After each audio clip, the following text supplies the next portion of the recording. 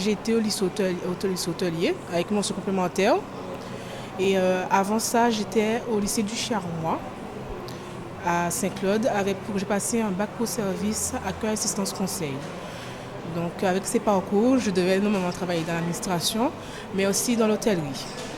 Mais étant donné les problèmes qu'on a eu avec le tourisme, donc c'est assez difficile de trouver du travail dans cette branche.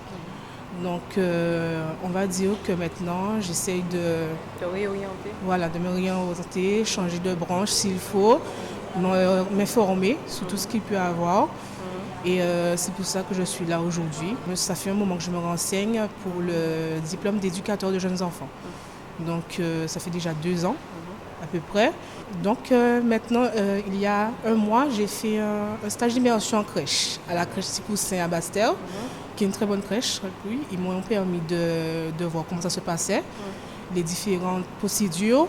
Et maintenant, je souhaiterais prolonger, trouver ma voie, parce que je trouve qu'on galère beaucoup, nous les jeunes, on galère beaucoup pour pouvoir trouver du travail. Et non seulement ce serait pour nous une façon d'avancer, mais de ne pas rester chez soi et se morfondre.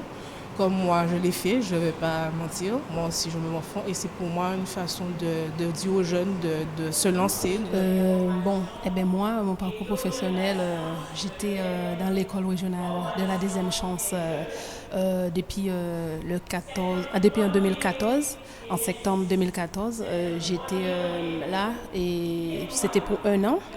Et comme j'avais comme projet professionnel s'occuper des personnes âgées. Mais comme j'ai eu des problèmes de santé, etc., donc je me suis basée sur un autre projet professionnel, assistante maternelle.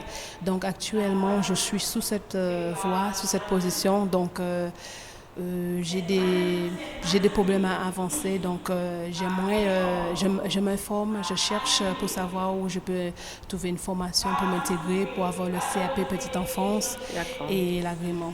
Et ça m'a aidé, ça m'a développé moi-même, parce que comme moi je suis, anglophone, enfin bilingue, et j'ai du mal à m'exprimer. Et j'ai appris à m'exprimer et à écouter aussi, à être attentive aussi dans la vie quotidienne. Donc ça m'a vraiment apporté des grandes choses, surtout mise à niveau. Donc comme j'ai des bases très bas, donc ça m'a vraiment aidé. Il faut toujours se pencher sur la situation sociale dans sa commune. Donc un constat est fait, ce n'est pas seulement Baïf, mais en tout état de cause. Chez nous, dans notre commune, on constate que les jeunes ils viennent vous demander un emploi. Et quand ils viennent vous demander un emploi, quand on leur demande qu'est-ce que tu veux faire, quelle est ta formation, on constate qu'il y a un manque de qualification, un manque de formation, mais c'est surtout, en fait, ils n'ont pas de projet. Ils vous disent je peux tout faire. Non, on ne peut pas tout faire. Donc il faut pouvoir saisir cette opportunité, et c'est cela que nous faisons aujourd'hui. Notre volonté, c'est d'accompagner les jeunes. Et, il y a des choses qui sont faites pour les jeunes, donc il faut les emmener vers l'information. Donc aujourd'hui, on a voulu réunir déjà 3 partenaires. On n'a pas fait comme dans toutes les autres communes en faisant un grand village d'insertion professionnelle. Avant d'arriver à cela, je dis qu'il faut préparer sur le territoire le jeune à s'associer, à venir s'informer et à confronter ses idées avec d'autres. Donc on a fait venir des partenaires, d'abord l'UOMA, ensuite l'école de la deuxième chance et le CFA Jean Belloc. Donc 3 institutions différentes, 2 qui se trouvent sur le même site, à proximité de la commune. Donc et surtout, on se retrouve aussi avec le campus social sur le lieu. Donc, il y a des formations qui sont à la portée des jeunes quand on regarde un peu leur parcours, leur cursus scolaire. Donc, pour nous aujourd'hui, c'est une volonté politique de vouloir accompagner. Nous avons commencé au cas par cas.